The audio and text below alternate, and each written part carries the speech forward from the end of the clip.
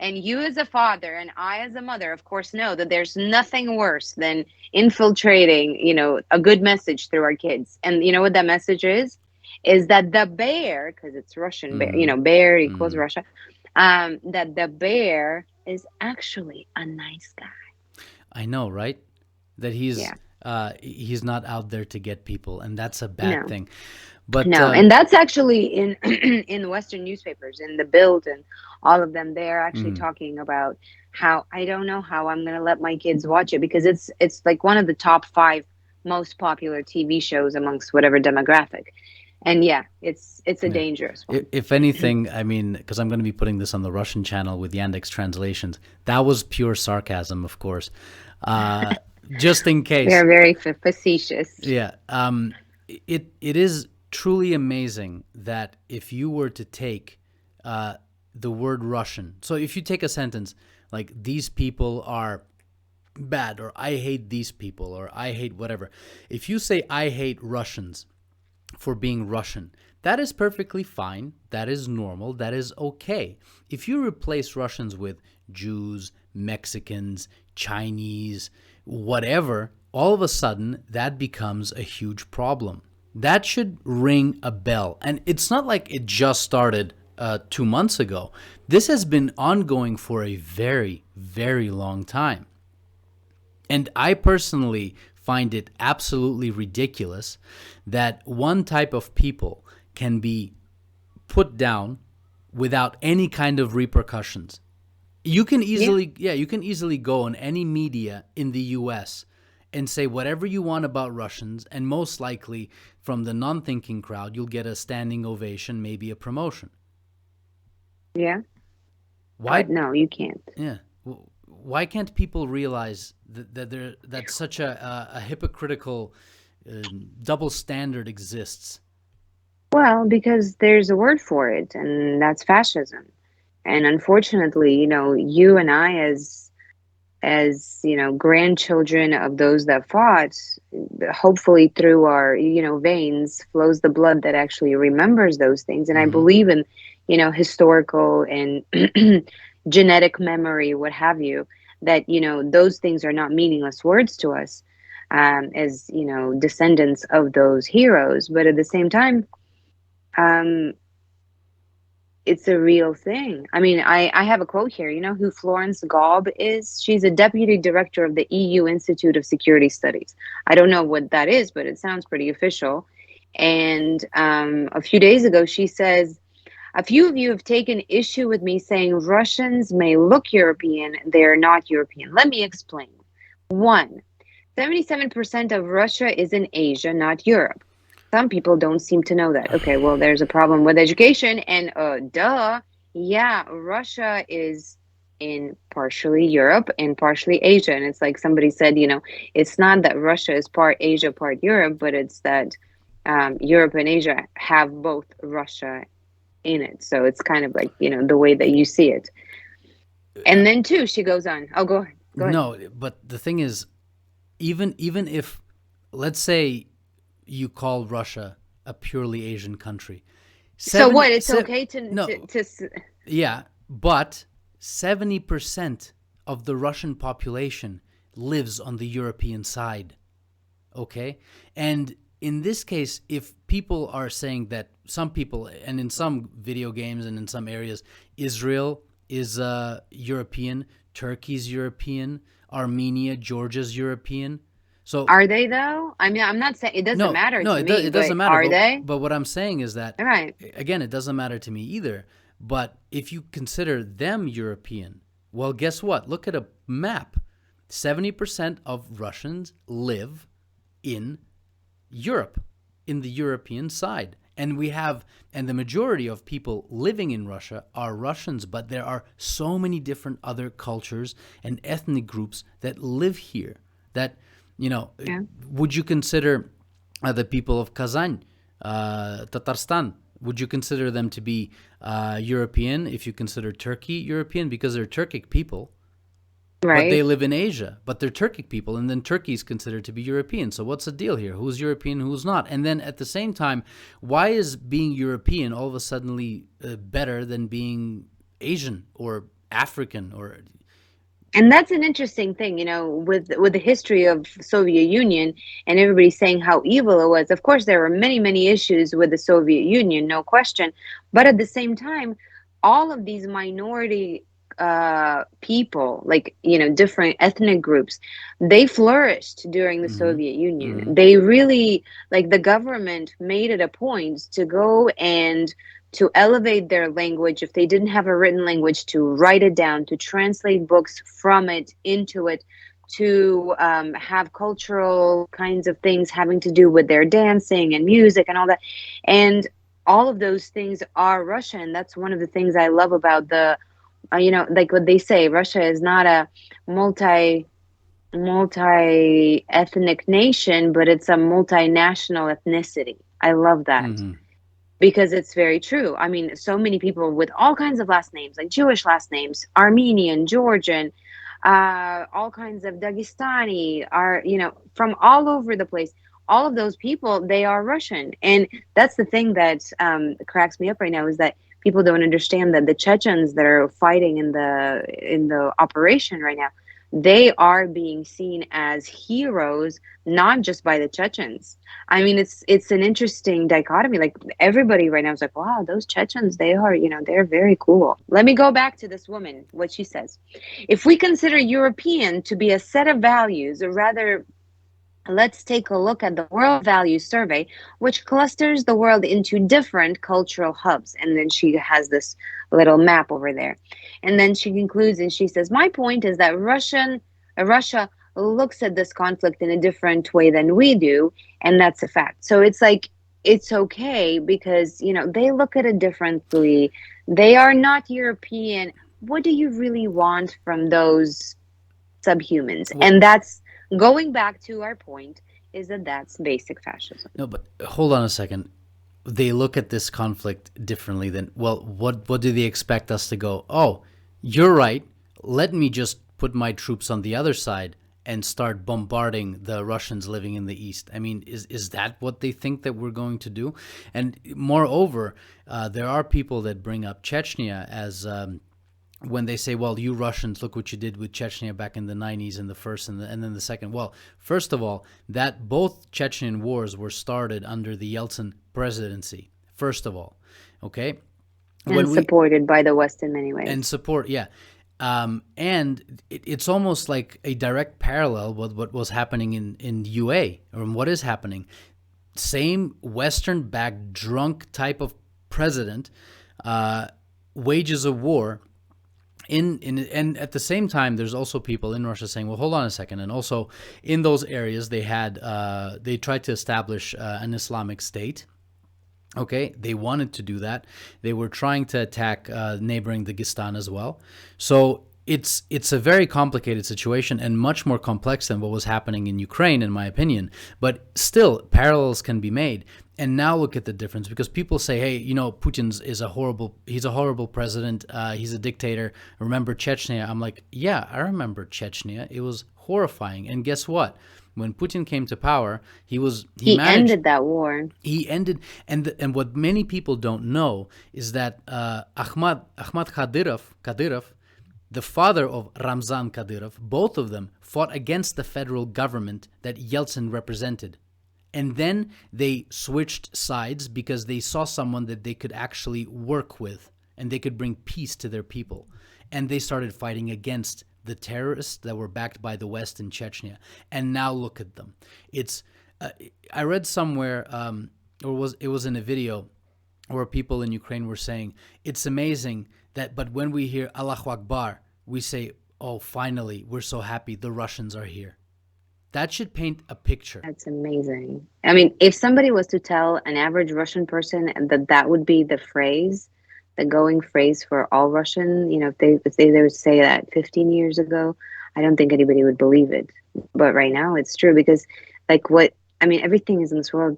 It seems like it's upside down because, like, this woman is talking about European values. Well, what European values? What are European values? That the value of human life is not, it varies from region to region. I mean, that seems like a strange value. or the, property rights, like seizing property. Have you seen that one in Canada? Mm-hmm. That's in your neck of the woods.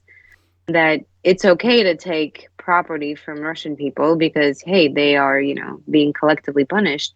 And how what is happening with those European values? I mean, that's like the foundation of everything in the West. I mean, it's the trust that people have in their government is to protect their property rights, to protect their livelihoods. Well, it's funny. He's a little guy. He's height wise, and he's quite thin as well. But you know who he is, Michael Baum.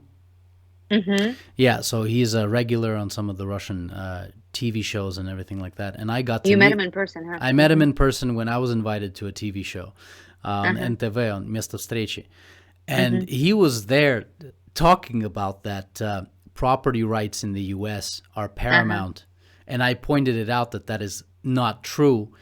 If you take a look at when they were civil forfeiture in the U.S., and it was and still is a huge deal and a big controversy, where property can be seized without any evidence whatsoever, and then good luck getting it back in courts.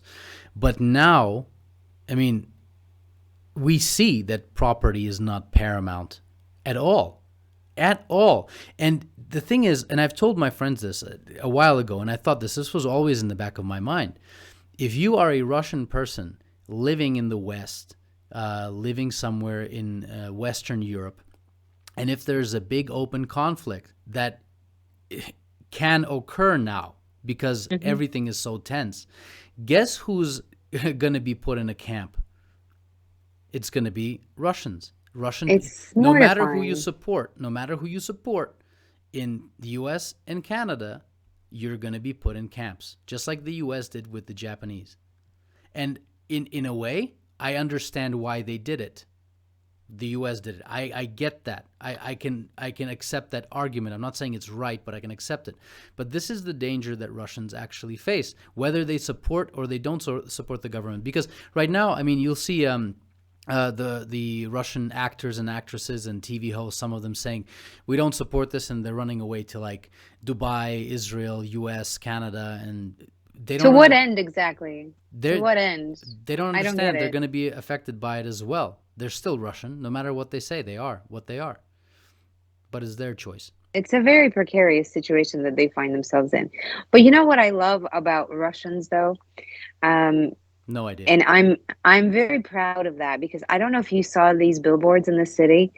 And when all of this bombardment of Russia hate started, and they started not like the cultural minister of Poland is saying it's no time for Russian culture, Mm-hmm. and canceling Dostoevsky and Tchaikovsky and Tolstoy and whatever, which is just, I mean, it is crazy. But No, have you seen these billboards in the city which say, this one says, "Пьесы Чехова в Европе больше не ставят, а мы все, мы не станем меньше любить Шекспира," which basically says that they are canceling Chekhov in Europe, but we're not gonna love Shakespeare any less. I I have love I that. haven't seen any of those billboards, but that's amazing that that's an actual billboard. I mean, They're actually, yeah, and let me read you another one. На Западе отказались читать лекции Достоевского, но мы все еще восторгаемся Марком Твеном. So in the West, they've stopped giving lectures about Dostoevsky, but we're in awe of Mark Twain. okay, and these are billboards.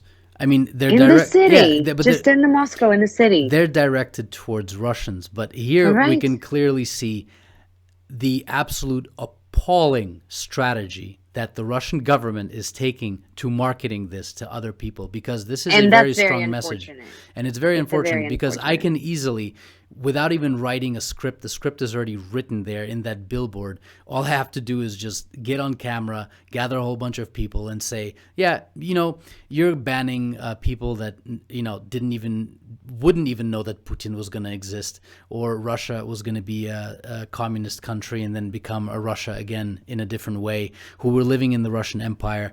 Like, you're canceling them because that solely on the fact that they are Russian.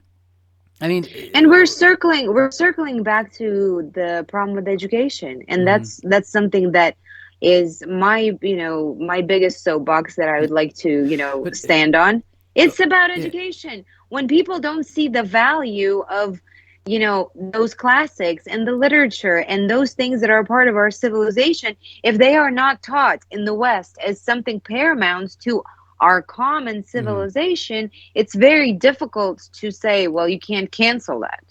And Sorry, go ahead. no, what I was going to say, I believe they canceled Tchaikovsky as well. Yeah, yeah, yeah, for They sure. canceled Tchaikovsky. So what they've done is they've canceled somebody for being Russian, but at the same time, Tchaikovsky supposedly was a homosexual. Right.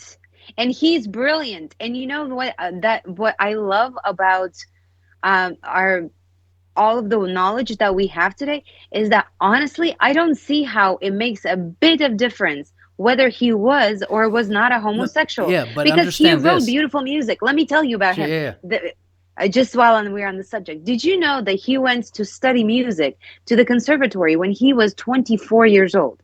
He actually, when he was a young man, his father made him go and study and be a lawyer. And he studied to become a yeah. lawyer. And then at the end, he came to his dad and said, Dad, you know what? My heart's just not in this law thing. And his father said, Petrusha, well, if you are not going to become a lawyer, then, go to do your music thing. And he did. And he was one of the oldest ones, and he is the most brilliant musician. What does it have to do? Anything having to do with his sexuality, which, I mean, he wrote music and we get to enjoy it. Yeah, but here's the thing. This is very this could be a trick when you're speaking to people who are saying, "Yeah, he's canceled because he's Russian." When you could say, "Well, hey, It is discrimination. this is discrimination against homosexuals. You've successfully banned. This is how much hatred you have against Russians or your government or whoever banned him. You're willing to ban people that you're trying to protect in the West with Western values and everything like that. People who you claim are discriminated against in Russia. You're willing to ban somebody who is a musical genius because Russians to you are the absolute worst people on the planet at the moment. Why do you think that is? Actually, I often think about that Mm. philosophically. Why do you think that Russians are hated? I mean, outside of this whole situation right now, because I'm sure you've seen those quotes of diplomats and writers, and Dostoevsky and Tuchev, who was a diplomat in his own right, besides the fact that he was a poet, Mm. writing that the West always hated Russians. So Mm-hmm. fundamentally, why? Why do you think that is? Okay. So it's going to be a bit of a Q&A before we get to Please, the answer. Do we have famous inventors? for sure, Do we have famous writers and musicians and artists? plenty. Okay. Do we have famous wins during wars? And do we have famous generals and colonels and everything like that? Probably many more than some other countries, yes. Okay. Have we fallen and risen from the ashes several times? Many more. Many more. Okay. Um, how many people live in Russia? 147 million, roughly? 148, 47, something Yeah. like that. Hmm. Are we or are we not the biggest country on the planet? By far. Okay. We have less people than Nigeria. We That's a have very, fact. very few Yeah. people, especially per square mile. Now, look at all the natural resources that we have. More than any other country. And hatred doesn't stem from person A to person B, because when you sit down and you have a conversation or a drink or whatever, you can find different points that you have in common and you can talk to them and everything. But you have a whole bunch of people who are intelligent, and we're not just talking about Russians as a nationality. We're talking about every nationality or nation that lives within Russia, because Hmm. these generals and inventors and musicians, and they're from All various. nations, Exactly. different ethnicities, for sure. Exactly. We were the first in space. Including Germans and Yeah, French including and Germans and French. and Norwegians Yeah. and what have you from Catherine all the over the Great. world. Catherine the Great was German. German. That's right. So we were the first in space, first man, first woman, first satellite. I think what, first dogs as well. I don't know. Yeah, yeah. Yeah, Белка и стрелка, yeah. yeah. Um, we have accomplished a lot. We have a lot to be proud of. And we want to be different, and we don't want to be dictated. We don't want to be told what we can or can't do. And remember, we have all the resources that we need. We can be completely cut off from everyone, and we can still Yeah. flourish. That isn't Self-sufficient. enough reason. That is enough reasons to hate us to the core. Because how can a population with so little of a population control so much territory with so many natural resources and can win battles and can invent things and can have grow people that we can be proud of when And be purged so many yeah and times, be and yet somehow still be yeah rising from the ashes. yeah It's something that's phenomenal. yeah After every major, war, there's so few people, and people immigrate, and people leave and die and what have you, and somehow the next generation still manages to mm. outshine the previous one, and that's phenomenal. And I hope that this Russian spirit continues, because I've actually read a philosopher that said that Russia, in many ways, is the conscience of the world. That doesn't mean that all Russian people are, phenomenally self-conscious and have, phenomenal morals. I mean, just like any other nations, there are, great people and there are scummy people.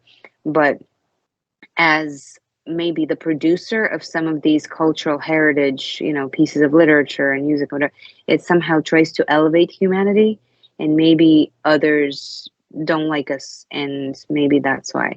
And I feel like the same can be said in a way about the Jewish people, because what you said about all kinds of accomplishments that the Russians have had, the Jews, also rising from the ashes, and anti-Semitism, and in many ways right now what's happening with the Russophobia, it's the same like in Europe before the World War II, is that people were going after the Jews, and the Jews were, they were rich, they were, the who's who in society, and they were the easy targets to go after. And so right now it seems like that's what's repeating for the Russians. And Well, before you, that, you know, go ahead. they people, and it's a comment that I've seen a lot in many different areas, and even recently when I was speaking with the guy Kashmir from Czech Republic. I mean, Hmm. afterwards I kind of realized something I didn't say, but I could have.